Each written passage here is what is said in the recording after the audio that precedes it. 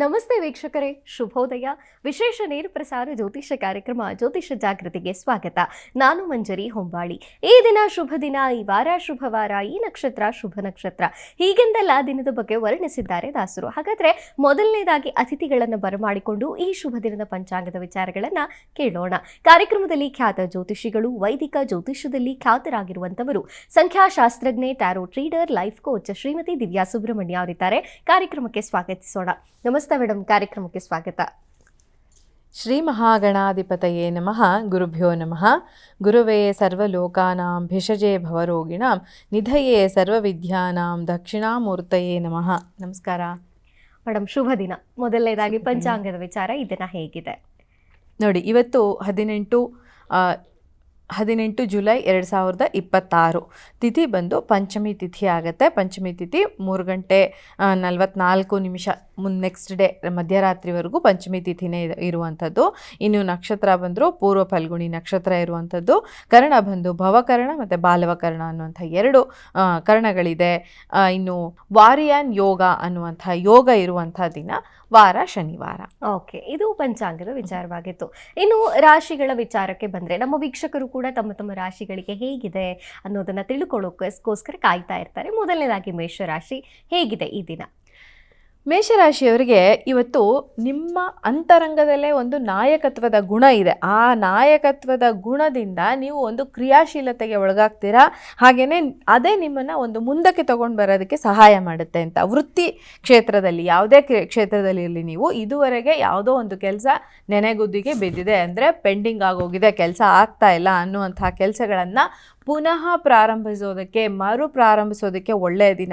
ಅಥವಾ ಹೊಸ ಆಲೋಚನೆಗಳನ್ನು ಮೇಲಾಧಿಕಾರಿಗಳ ಮುಂದೆ ನೀವು ಮಂಡಿಸಬೇಕು ಅಂದರೆ, ಹೇಳಬೇಕು ಅಂದರೆ, ಅದಕ್ಕೂ ಕೂಡ ಇದು ಅತ್ಯುತ್ತಮವಾದಂತಹ ದಿನ ಅಂತ ಹೇಳ್ಬೋದು. ನಿಮ್ಮ ಮಾತುಗಳು ಮತ್ತು ನಿಮ್ಮ ನಿರ್ಧಾರಗಳು ಇತರರ ಮೇಲೆ ಬಲವಾದ ಪ್ರಭಾವವನ್ನು ಬೀರ್ತವೆ. ನಿಮ್ಮ ಒಂದು ನೀವು ಮಾತಾಡೋ ಸ್ಟೈಲ್ ಇರಬಹುದು, ನೀವು ತಗೊಳ್ಳೋವಂಥ ಡಿಸಿಷನ್ ಇರಬಹುದು, ಎದುರುಗಡೆ ಅವ್ರಿಗೆ ತುಂಬ ಇನ್ಫ್ಲೂಯೆನ್ಸ್ನ ಮಾಡ್ತವೆ. ವ್ಯಾಪಾರದಲ್ಲಿ ತೊಡಗಿರೋರಿಗೆ ಹೊಸ ಗ್ರಾಹಕರನ್ನು ಆಕರ್ಷಿಸೋದಕ್ಕೆ ಸಾಧ್ಯ ಆಗುವಂಥ ದಿನ.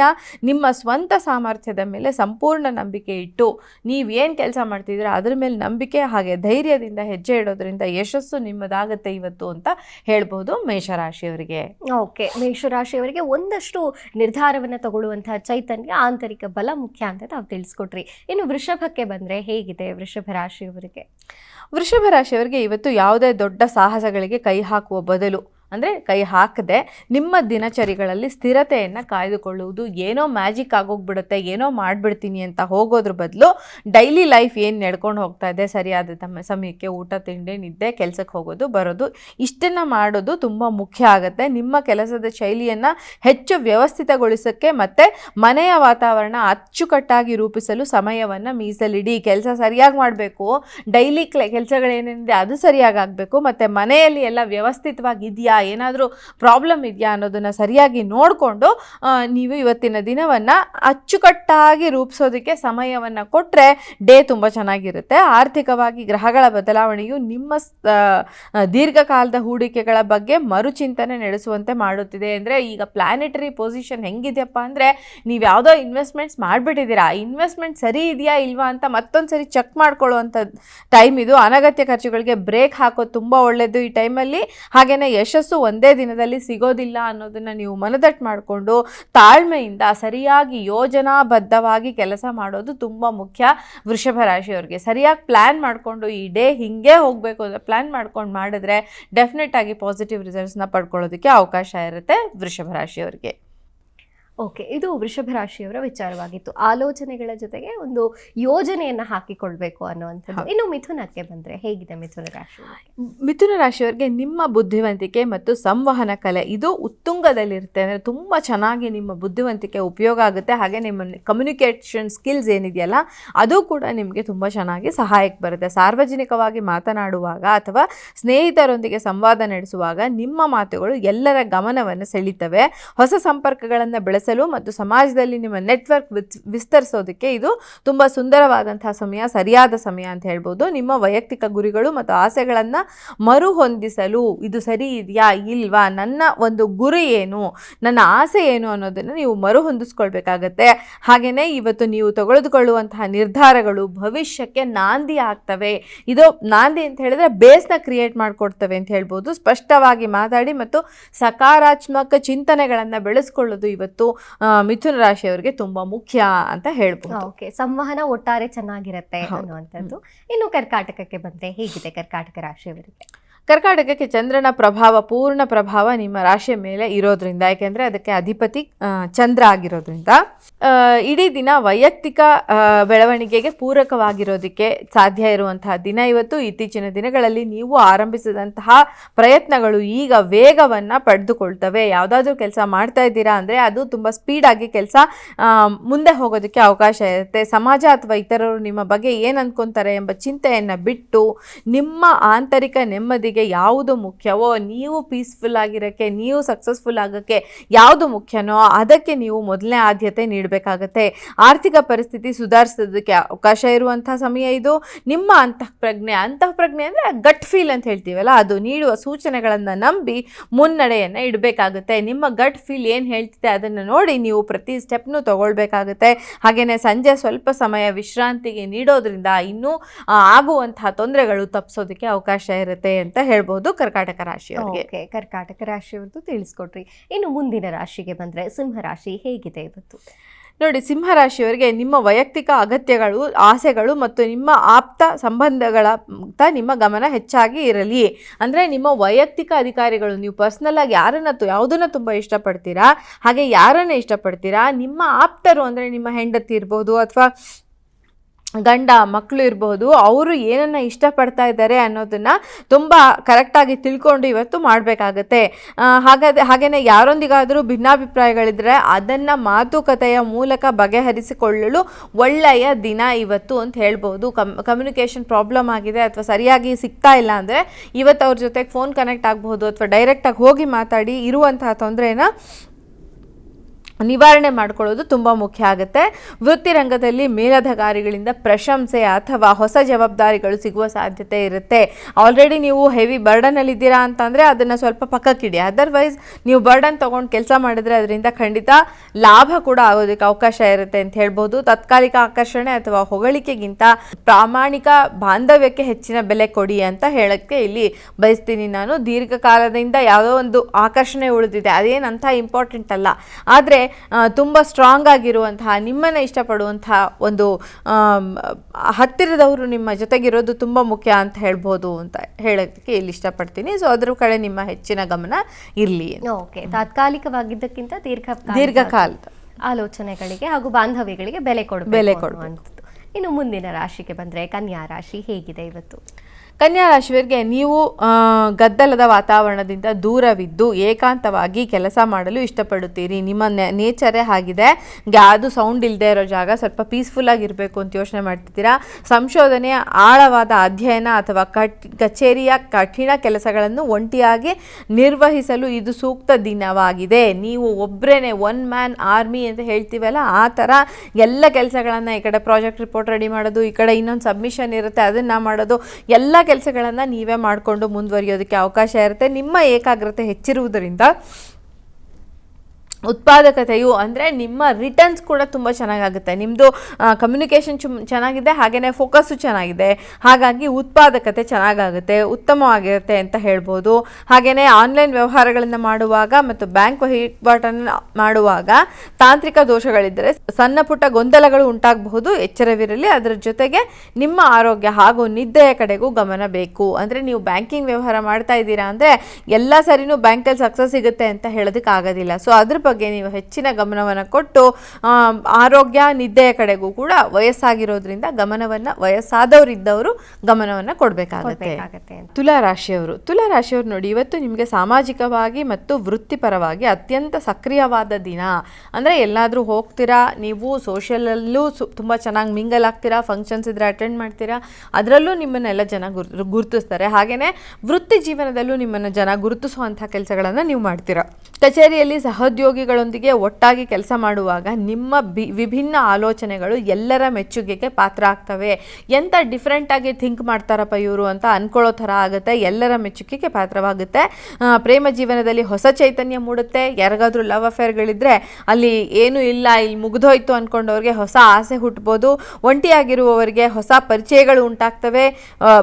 ಹೊಸ ಹೊಸ ಪರಿಚಯಗಳಾದಾಗ ನಾವು ಯಾವುದನ್ನು ಬೇಕಾದರೂ ಅವರಿಂದ ಎಕ್ಸ್ಪೆಕ್ಟ್ ಮಾಡಬಹುದು. ಯಾವ ಥರ ನಮಗೆ ಏನು ಸಿಗತ್ತೆ ಅಂತ ಹೇಳೋಕ್ಕಾಗಲ್ಲ ಯಾರೇ ಒಬ್ಬರು ಮನುಷ್ಯರು ಪರಿಚಯ ಆದಾಗ ಅಂತ. ಸಾಮಾಜಿಕ ಜೀವನದಲ್ಲಿ ಗೌರವ ಹೆಚ್ಚಾಗೋದಕ್ಕೆ ಅವಕಾಶ ಇರುತ್ತೆ. ನಿಮ್ಮ ಹಳೆಯ ಮಿತ್ರರನ್ನ ಭೇಟಿಯಾಗುವಂತಹ ಯೋಗ ಹಾಗೂ ವೈಯಕ್ತಿಕ ಸಂಬಂಧಗಳನ್ನು ಸಮತೋಲನದಲ್ಲಿಟ್ಟುಕೊಳ್ಳಬೇಕು ಅನ್ನುವಂಥದ್ದು ತುಲಾರಾಶಿಯವರಿಗೆ ಇವತ್ತು ಹೇಳಬಹುದು ಅಂತ.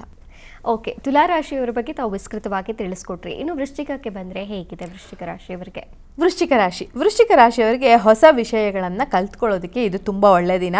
ಹೊಸ ಪುಸ್ತಕಗಳನ್ನು ಓದೋದಕ್ಕೆ ಅಥವಾ ಹೊಸ ಹವ್ಯಾಸಗಳನ್ನು ರೂಢಿಸ್ಕೊಳ್ಬೇಕು ಅಂತ ಇರೋರಿಗೆ ಅದರ ಹಂಬಲ ಜಾಸ್ತಿ ಆಗ್ತಾ ಹೋಗುತ್ತೆ ನಿಮಗೆ ಅಂತ ಹೇಳ್ಬೋದು. ದೂರ ಪ್ರಯಾಣದ ಯೋಜನೆಗಳನ್ನು ರೂಪಿಸೋದಕ್ಕೆ ಇದು ತುಂಬ ಒಳ್ಳೆ ಸಮಯ ಅಂತ. ಎಲ್ಲಾದರೂ ಔಟಿಂಗ್ ಹೋಗಬೇಕು ಅಥವಾ ಟ್ರಿಪ್ ಹೋಗಬೇಕು ಅಂತಿದ್ರೆ ಇವತ್ತು ಪ್ಲ್ಯಾನ್ ಮಾಡ್ಕೊಳ್ಳಿ ಕೂತ್ಕೊಂಡು. ಉದ್ಯೋಗದಲ್ಲಿ ನಿಮ್ಮ ಶ್ರಮಕ್ಕೆ ತಕ್ಕಂಥ ಮನ್ನಣೆ ಸಿಗೋದಕ್ಕೆ ಅವಕಾಶ ಇದೆ. ಆದರೆ ಇತರರ ವಿಚಾರದಲ್ಲಿ ಅಂದರೆ ಪಕ್ಕದಲ್ಲಿ ಬೇರೆ ಯಾರೋ ಏನೋ ಮಾತಾಡ್ತಿರ್ತಾರೆ, ಅವ್ರ ವಿಚಾರಕ್ಕೆ ನೀವು ತಲೆ ತೂಗಿಸಿ ಅನಗತ್ಯವಾದಂತಹ ವಾದ ವಿವಾದಗಳಲ್ಲಿ ಸಿಕ್ಕಾಕೊಳ್ಳೋದಕ್ಕೆ ಅವಕಾಶ ಇರುತ್ತೆ. ಇದರಿಂದ ನಿಮ್ಗೆ ಏನಾಗುತ್ತೆ ಅಂದರೆ ನಿಮ್ಮ ನೆಮ್ಮದಿಯ ಭಂಗ ಆಗುತ್ತೆ. ಹಾಗಾಗಿ ಸ್ವಲ್ಪ ಆ ಥರದ ಕೆಲಸಗಳನ್ನು ಇವತ್ತು ಮಾಡೋದು ಅಷ್ಟು ಸರಿಯಲ್ಲ. ಜ್ಞಾನಾರ್ಜನೆಗೆ ನಿಮ್ಮ ಗಮನವನ್ನು ಹರಿಸಬೇಕಾಗತ್ತೆ. ಏನಾದರೂ ಕಲಿಬೇಕು ಅಂತ ಆಸಕ್ತಿ ಬರುತ್ತೆ ಅಂತ ಹೇಳಿದ್ನಲ್ಲ, ಅದ್ರ ಕಡೆಗೆ ಹೆಚ್ಚಿನ ಗಮನವಿರಲಿ. ನಿಮ್ಮ ಅಮೂಲ್ಯವಾದಂತಹ ಶಕ್ತಿಯನ್ನು ಪಾಸಿಟಿವ್ ಆದಂತಹ ಧನಾತ್ಮಕ ಕೆಲಸಗಳಿಗೆ ಬಳಸಬೇಕಾಗತ್ತೆ. ಇದು ವೃಶ್ಚಿಕ ರಾಶಿಯವರ ಇಂದಿನ ಭವಿಷ್ಯ. ಅಂದರೆ ಧನಾತ್ಮಕವಾಗಿ ವೃಶ್ಚಿಕ ರಾಶಿಯವರು ಹೆಚ್ಚು ಗಮನವನ್ನು ಹರಿಸಿಕೊಳ್ಳಬೇಕು ಅನ್ನುವಂಥದ್ದು. ಇನ್ನು ಧನುರಾಶಿಗೆ ಬಂದರೆ ಹೇಗಿದೆ ಧನುರಾಶಿಯವರಿಗೆ? ಇಂದು ಆರ್ಥಿಕ ವಿಚಾರದಲ್ಲಿ ಧನುರಾಶಿಯವರಿಗೆ ಮಹತ್ವದ ಪ್ರಗತಿ ಅಥವಾ ಸ್ಪಷ್ಟತೆ ಕಂಡು ಬರುತ್ತೆ ಅಂತ. ಅಂದರೆ ಕ್ಲಾರಿಟಿ ಇದೆ, ನೋಡು ನನಗೆ ಇಷ್ಟೇ ಹಣ ಬರುತ್ತೆ, ಅದನ್ನು ಹೀಗೆ ಖರ್ಚು ಮಾಡಬೇಕು ಅನ್ನೋಂಥ ಒಂದು ಕ್ಲಾರಿಟಿ ಬರುತ್ತೆ. ಜಂಟಿ ಹೂಡಿಕೆ ಅಥವಾ ಪಿತ್ರಾರ್ಜಿತ ಆಸ್ತಿಗೆ ಸಂಬಂಧದಂತೆ ಇದ್ದಂತಹ ಗೊಂದಲಗಳು ನಿವಾರಣೆ ಆಗ್ತವೆ. ಏನಾದರೂ ತಂದೆಯ ಆಸ್ತಿಯಲ್ಲಿ ಹೊಡೆದಾಟ ನಡೀತಿದ್ರೆ ಅಥವಾ ನಿಮ್ಮಿಬ್ಬರ ನಡುವೆ ಯಾರಾದರೂ ಇಬ್ಬರು ಮಕ್ಕಳ ನಡುವೆ ಅಥವಾ ಅಣ್ಣ ತಮ್ಮಂದಿರು ಅಕ್ಕ ತಂಗಿರ ನಡುವೆ ಮನಸ್ತಾಪ ನಡೀತಾ ಇದೆ ಅಂದರೆ ಅದು ಇವತ್ತು ನಿವಾರಣೆ ಆಗೋದಕ್ಕೆ ಅವಕಾಶ ಇದೆ.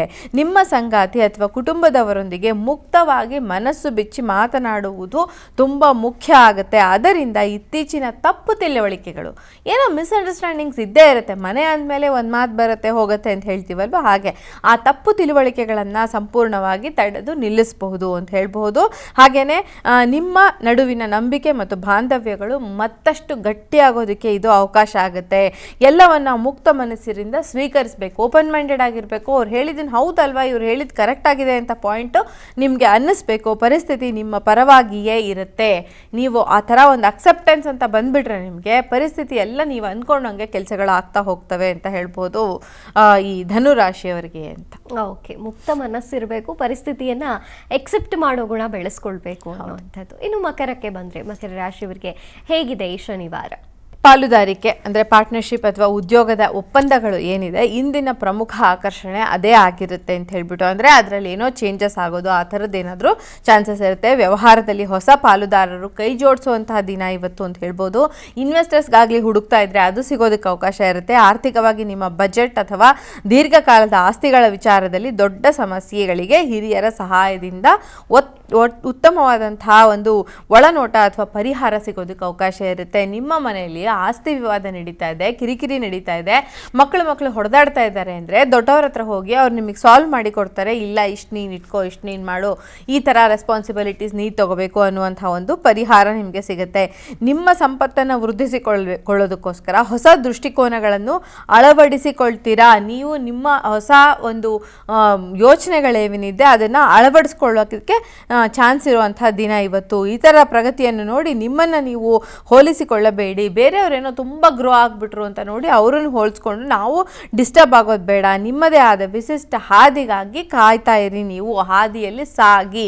ನಿಮ್ಗೆ ಯಾವುದು ಸರಿಯಾಗಿ ಕಾಣಿಸ್ತಾ ಇಲ್ಲ ಆದರೂ ಕೂಡ ನೀವು ಅದೇ ದಾರಿಯಲ್ಲಿ ಮುಂದುವರಿರಿ ಅಥವಾ ನಿಮ್ಮದೇ ಹೊಸ ದಾರಿಯನ್ನು ಹುಡುಕೊಂಡ್ರೆ ಖಂಡಿತ ನಿಮಗೆ ಇವತ್ತು ಸಕ್ಸಸ್ ಅನ್ನೋದು ತುಂಬ ಮುಖ್ಯವಾಗಿ ಸಿಗುತ್ತೆ ಮಕರ ರಾಶಿಯವರಿಗೆ ಅಂತ ಹೇಳ್ಬೋದು.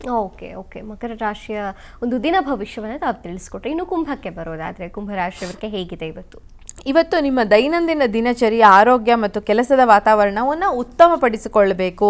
ಇದು ಸೂಕ್ತ ದಿನವಾಗಿದೆ. ಇವತ್ತು ಪಾಸಿಟಿವ್ ಆದಂತಹ ದಿನ. ಕೆಲಸದ ಸ್ಥಳದಲ್ಲಿ ಬಹಳ ದಿನಗಳಿಂದ ನಿಮ್ಮನ್ನು ಕಾಡುತ್ತಿದ್ದ ಕಠಿಣ ಸಮಸ್ಯೆಯೊಂದಕ್ಕೆ ವಿಭಿನ್ನ ಒಂದು ಪರಿಹಾರವನ್ನು ಸಿಗೋದಕ್ಕೆ ಅವಕಾಶ ಇರುತ್ತೆ. ಎಷ್ಟೋ ದಿನಗಳಿಂದ ಯಾವುದೋ ಒಂದು ಕೆಲಸ ಆಗ್ತಿಲ್ಲ, ತುಂಬ ಪ್ರಾಬ್ಲಮ್ ಆಗಿದೆ. ಇವತ್ತು ದೇವ್ರ ಮುಂದೆ ಕೂತ್ಕೊಂಡು ಪ್ರಾರ್ಥನೆ ಮಾಡಿ ನಿಮ್ಮ ಮನಸ್ಸಿಗೆ ಒಂದು ಆನ್ಸರ್ ಉಳಿಯುತ್ತೆ, ಅಥವಾ ಯಾರನ್ನಾದರೂ ಮಾತಾಡಿ, ಯಾರ ಜೊತೆನಾಗಾದರೂ ಕಮ್ಯುನಿಕೇಟ್ ಮಾಡಿ, ಇದರಿಂದ ನಿಮಗೆ ಇರುವಂತಹ ತೊಂದರೆಗಳು ನಿವಾರಣೆ ಆಗ್ತವೆ ಅಂತ ಹೇಳ್ಬೋದು. ಹಾಗೆಯೇ ಶಿಸ್ತುಬದ್ಧವಾದಂಥ ಜೀವನ ಶೈಲಿಗೆ ಉತ್ತಮ ಫಲ ಸಿಗುತ್ತೆ.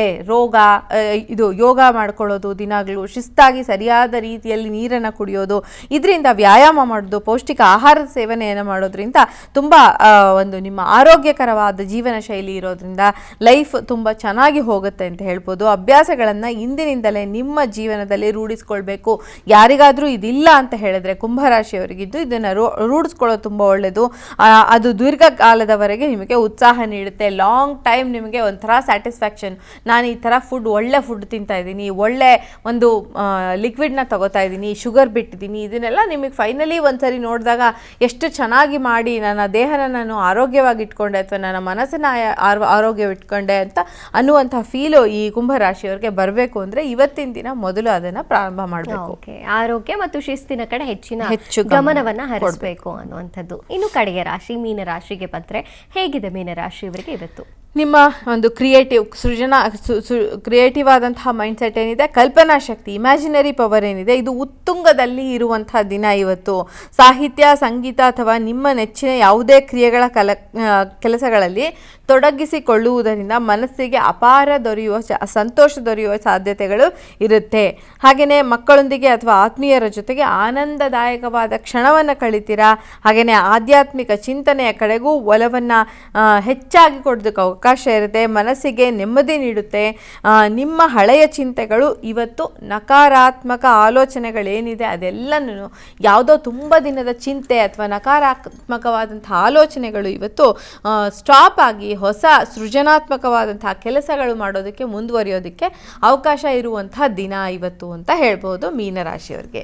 ಓಕೆ, ಇದಿಷ್ಟು ತಾವು ಮೀನರಾಶಿಯವರ ಬಗ್ಗೆ ತಿಳಿಸ್ಕೊಟ್ರಿ. ಒಟ್ಟಾರೆ 12 ರಾಶಿಗಳು ಅದರದರ ಫಲ ಮತ್ತು ಹೇಗೆ ಇರಬೇಕು ಅನ್ನುವಂಥ ಒಂದು ಸರಳ ಮಾರ್ಗದರ್ಶನ, ಪರಿಹಾರ. ಇನ್ನು ಇವತ್ತು ಪ್ರಮುಖವಾಗಿ ವಿಚಾರ ಕೇಳೋದಾದ್ರೆ, ಮೊನ್ನೆ ತಾವು ಹೇಳ್ತಾ ಇದ್ರಿ ಲವ್ ಮ್ಯಾರೇಜ್ ಕಾಂಬಿನೇಷನ್ ಹೇಗೆ ವರ್ಕ್ ಆಗುತ್ತೆ, ಯಾಕೆ ಲವ್ ಮ್ಯಾರೇಜಸ್ ಅನ್ನೋದು ಫೇಲ್ ಆಗ್ತಾ ಇದೆ ಮತ್ತು ಜಾತಕದಲ್ಲಿ ಯಾವ ಕಾಂಬಿನೇಷನ್ ಇರುತ್ತೆ ಅಂತ. ಅದರ ಕುರಿತಾಗಿ ಮತ್ತೊಂದು ಪ್ರಶ್ನೆ ಕೇಳೋದಾದ್ರೆ, ಈ ಮದುವೆ ಸಂಬಂಧಗಳಲ್ಲಿ ಇತ್ತೀಚೆಗೆ ಡಿವೋರ್ಸ್ ಅನ್ನುವಂಥದ್ದು ಜಾಸ್ತಿ ಆಗ್ತಿದೆ. ವಿಚ್ಛೇದನವನ್ನ ಪಡೆದುಕೊಳ್ಳೋಕೆ ಮುಂದಾಗ್ತಾ ಇದ್ದಾರೆ ಮತ್ತು ಕಾರಣಗಳನ್ನ ನೋಡಿದಾಗ ಬಹಳ ಸಣ್ಣ ಪುಟ್ಟ ಕಾರಣಗಳು, ಕ್ಷುಲ್ಲಕ ಕಾರಣಗಳು ಅಂತ ಬೇಕಾದರೂ ನಾವು ಕರಿಬಹುದು. ಈ ಥರದ ಒಂದು ವಿಚಾರಗಳಿಗೆ, ಅದು ಅರೇಂಜ್ ಇರಲಿ ಅಥವಾ ಲವ್ ಮ್ಯಾರೇಜ್ ಇರಲಿ, ಯಾವ ರೀತಿಯ ಕಾಂಬಿನೇಷನ್ಸ್ ಇರುತ್ತೆ, ಹೇಗೆ ವರ್ಕ್ ಆಗುತ್ತೆ? ನೋಡಿ, ಒಂದು ಮದುವೆಯಲ್ಲಿ ಡಿಸ್ಟರ್ಬೆನ್ಸ್ ಬರಬೇಕು ಅಂದರೆ, ನೀವು ಕೇಳಿದ್ರಿ ಡಿಸ್ಟರ್ಬೆನ್ಸ್ ಬರಬೇಕು ಅಂದರೆ ಏನಾಗಬೇಕು ಅಂತ. ಮದುವೆಗೆ ಕಾರಕ ಗ್ರಹ ಅಂತ ಹೇಳಿದ್ರೆ ನಮ್ಮ ಜನ್ಮ ಜಾತಕದ 7ನೇ ಮನೆ ತುಂಬ ಮುಖ್ಯ ಆಗುತ್ತೆ. 7ನೇ ಮನೆಯ ಅಧಿಪತಿ ಏನಿದ್ದಾನೆ, ಸಪ್ತಮಾಧಿಪತಿ, ಅವನು ದುಸ್ಥಾನಗಳಾದಂತಹ 6, 8, 12ನೇ ಮನೆಗಳಲ್ಲಿದ್ದರೆ ಸ್ವಲ್ಪ ಪ್ರಾಬ್ಲಮ್ ಆಗುತ್ತೆ ಅಂತ ಹೇಳ್ತೀವಿ. ಅದೇನೇ ಕುಜ 7ನೇ ಮನೆಯಲ್ಲಿದ್ದರೂ ಕೂಡ ಅವರಿಗೆ ಸ್ವಲ್ಪ ಕೋಪ ಜಾಸ್ತಿ ಬರುತ್ತೆ, ಕುಜದೋಷ ಅಂತ ಹೇಳ್ತೀವಿ. ಕುಜದೋಷಕ್ಕೆ ನಾವು ಬೇರೆ ಬೇರೆ ರೀತಿಯ ಒಂದು ಕುಜದೋಷ ಪರಿಹಾರ ಆಗಿದೆ ಅಥವಾ ಕುಜದೋಷ ಎಷ್ಟು % ಇದೆ ಅನ್ನೋದನ್ನು ಕಂಡುಹಿಡಿಯೋದಕ್ಕೆ ಬೇರೆ ಬೇರೆ ಮಾಪನಗಳಿವೆ. ಬಟ್ ಏನೇ ಆಗಲಿ 7ನೇ ಮನೆಯಲ್ಲಿ ಕುಜ ಇದ್ದಾಗ ಮದುವೆಗೆ ಸಂಬಂಧಿಸಿದಂತಹ ತೊಂದರೆಗಳು ಬರ್ತವೆ. ಇನ್ನು 7ನೇ ಮನೆ ಅಧಿಪತಿ 6ನೇ ಮನೆಯಲ್ಲಿದ್ದರೆ ಕೋರ್ಟು ಕಚೇರಿಗೆ ಏರೋದಕ್ಕೆ, ಮೆಟ್ಟಲು ಹತ್ತೋದಕ್ಕೆ ಅವಕಾಶ ಇರುತ್ತೆ. 8, 12ನೇ ಮನೆಗಳಲ್ಲಿದ್ದರೆ ಕೆಲವು ಬಾರಿ ಗಂಡನಿಂದ ದೂರ, ಅನ್ವಾಂಟೆಡ್ ಆಗಿ ದೂರ ಆಗೋದಕ್ಕೆ ಕೂಡ ಅವಕಾಶ ಇರುತ್ತೆ. ಅಥವಾ ಹೆಂಡತಿಯಿಂದ, ಗಂಡು ಮಕ್ಕಳಿಗೆ ಇದೇ ಜಾತಕದಲ್ಲಿದ್ದರೆ ಅವರಿಂದ ದೂರ ಆಗುವಂಥದ್ದು, ಹೆಣ್ಣು ಮಕ್ಕಳಿಂದ ದೂರ ಆಗುವಂತಹ ಈ ಥರದ ಘಟನೆಗಳು ಲೈಫಲ್ಲಿ ನಡೆಯೋದಕ್ಕೆ ಅವಕಾಶ ಇರುತ್ತೆ ಅಂತ ಹೇಳ್ಬೋದು. ಓಕೆ, ಇನ್ನು ಕುಜದೋಷದ ಬಗ್ಗೆ ಕೇಳೋದಾದ್ರೆ, ಈಗ ಸಾಮಾನ್ಯವಾಗಿ ಹೆಣ್ಣು ಮಕ್ಕಳ ಜಾತಕದಲ್ಲಿ ಕುಜದೋಷವಿದ್ರೆ ಅಂಥವರನ್ನ ಮದುವೆ ಆಗ್ಲಿಕ್ಕೆ ಅಷ್ಟು ಸೂಕ್ತವಲ್ಲ ಅಂತ ಹೇಳ್ತಾರೆ. ಜೊತೆಗೆ ಆ ಕುಜದೋಷ ಯಾವ ರೀತಿ ಪರಿಣಾಮವನ್ನ ಬೀರುತ್ತೆ, ಈ ದೋಷವನ್ನ ಇಲ್ಲವಾಗಿಸುವಂತ, ಅದಕ್ಕೆ ಪರಿಹಾರ ಮಾಡುವಂತ, ಅಥವಾ ಗಂಡು ಹೆಣ್ಣು ಇಬ್ಬರ ಜಾತಕದಲ್ಲೂ ಇದ್ರೆ ಇದು ಕನ್ಸಿಡರ್ ಮಾಡಕ್ಕಾಗತ್ತೋ ಇಲ್ವೋ, ಈ ತರದ ವಿಚಾರಗಳು ಕುಜದೋಷ ಮದುವೆಗೆ ಎಷ್ಟು ಎಫೆಕ್ಟ್ ಮಾಡುತ್ತೆ ಅಂತ. ನೋಡಿ, ನಾನಿವತ್ತು ನಿಮ್ಮನ್ನು ಒಂದು ಪ್ರಶ್ನೆ ಕೇಳ್ತೀನಿ. ಬೆಂಕಿ ಇದೆ, ಆ ಬೆಂಕಿ ಜೊತೆಗೆ ಇನ್ನೊಂದಷ್ಟು ಬೆಂಕಿ ಹಾಕ್ತೀರಾ, ಅದೇನಾಗುತ್ತೆ? ಬೆಂಕಿನೇ ಇರುತ್ತೆ. ಬೆಂಕಿನೇ ಜಾಸ್ತಿ ಜಾಸ್ತಿ ಆಗುತ್ತೆ, ದೊಡ್ಡ ಆಗುತ್ತೆ. ಬೆಂಕಿ ಹೌದು, ಆಗುತ್ತೆ. ಹೌದು. ಸೊ ಕುಜ ಅಂದ್ರೆ ಕೋಪ, ತಾಪ. ಸೊ ನಾನಿಲ್ಲಿ ಹೆಣ್ಮಕ್ಳಿಗೆ ಕುಜದೋಷ ಇರಬಾರ್ದು, ಗಂಡು ಮಕ್ಳಿಗೆ ಇದ್ರೂ ಪರವಾಗಿಲ್ಲ ಅಂತ ಯಾಕೆ ಹೇಳ್ತೀವಿ ಅಂದ್ರೆ, ಹಿಂದಿನ ಕಾಲದಲ್ಲಿ ಹೆಣ್ಮಕ್ಳು ತುಂಬಾ ಹೊಂದ್ಕೊಂಡು ಹೋಗಿದ್ದಾರೆ ರೀ. ಹೌದು. ಸೊ ಎಷ್ಟೇ ಏನೇ ಮಾಡಿದ್ರು ಹೊಂದ್ಕೊಂಡು ಹೋಗಿ ಅದನ್ನ ನಿಭಾಯಿಸಿದ್ದಾರೆ. ಆದ್ರೆ ಇವತ್ತಿನ ದಿನದಲ್ಲಿ ಅದು ತುಂಬಾ ಕಷ್ಟ ಆಗಿದೆ. ಕುಜ ದೋಷ ಇದ್ದಂತ ಹೆಣ್ಮಕ್ಳಿಗೆ ಕೋಪ ಜಾಸ್ತಿ ಅಂತ ಹೇಳ್ತೀವಿ. ಸೊ ಕೆಲವು ಬಾರಿ ಏನಾಗುತ್ತೆ ಅಂತ ಹೇಳಿದ್ರೆ, ಈ ಫಿಸಿಕಲ್ ಡಿಸೈರ್ಗಳು ಜಾಸ್ತಿ ಹೆಣ್ಣು ಮಕ್ಕಳಲ್ಲಿ, ಗಂಡು ಮಕ್ಕಳಲ್ಲಿ ಕುಜದೋಷ ಇದ್ದಾಗ ಅಂತ ಹೇಳ್ತೀವಿ.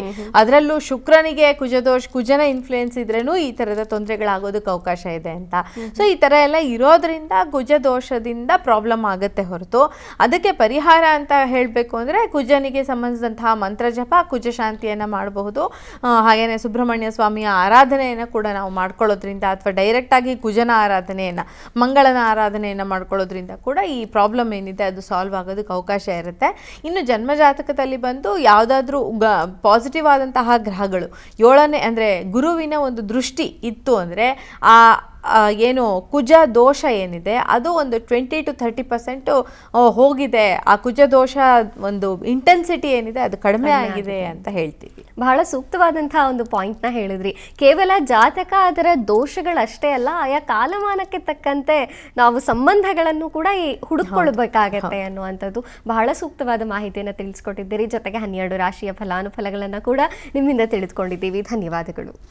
ನಮಸ್ಕಾರ ವೀಕ್ಷಕರೇ, ಪ್ರತಿದಿನವೂ ಕೂಡ ಜ್ಯೋತಿಷ್ಯ ಜಾಗೃತಿಯಲ್ಲಿ ಒಂದು ವಿಶೇಷ ಮಾಹಿತಿ, ಧಾರ್ಮಿಕವಾಗಿ, ಆಧ್ಯಾತ್ಮಿಕವಾಗಿ, ಜ್ಯೋತಿಷ್ಯದ ಕುರಿತಾಗಿ ತಿಳಿಸ್ಕೊಡ್ತಾ ಇದ್ದಾರೆ. ಜೊತೆಗೆ ಇವತ್ತು 12 ರಾಶಿಗಳ ಫಲಾನುಫಲ ಹಾಗೂ ಪಂಚಾಂಗದ ವಿಚಾರವನ್ನು ಜ್ಯೋತಿಷ್ಯ ಜಾಗೃತಿಯಲ್ಲಿ ತಿಳಿದುಕೊಂಡಿದ್ದೇವೆ. ಇದಾಗಿತ್ತು ಈ ಹೊತ್ತಿನ ವಿಶೇಷ. ನೋಡ್ತಾ ಇರಿ PNS ವಿಸ್ತಾರ ನ್ಯೂಸ್, ನೇರ ನಿಖರ ಜನಪರ.